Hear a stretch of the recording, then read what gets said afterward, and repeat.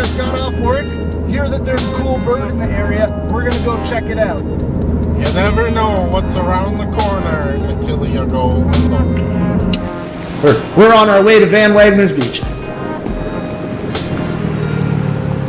Bird Bros here, just arrived at Van Wagner's Beach.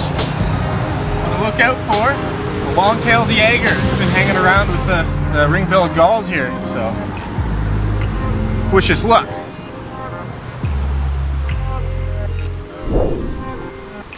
Looks like these people found something here. I bet you it's the long-tailed Jäger.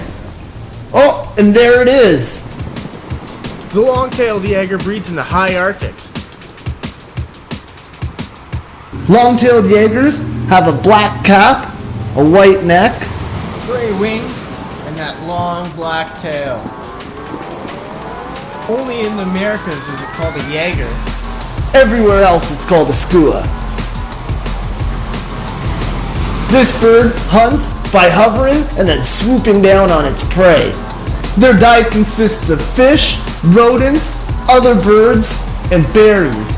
In the summertime, its diet mainly consists of small rodents, especially lemmings. And it's such a graceful flyer. They say on a strong eastern wind, see the Jägers and other rare specimens off the normal routes here at Van Wagner's Beach. Those long tail feathers are so beautiful. Super buoyant in the air and in the water. This bird should be in the high Arctic right now. It's way out of its breeding range.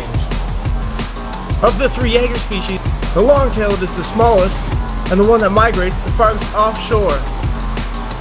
Well, Only one thing left to do. Jaeger bombs! For the Jägers. Cheers!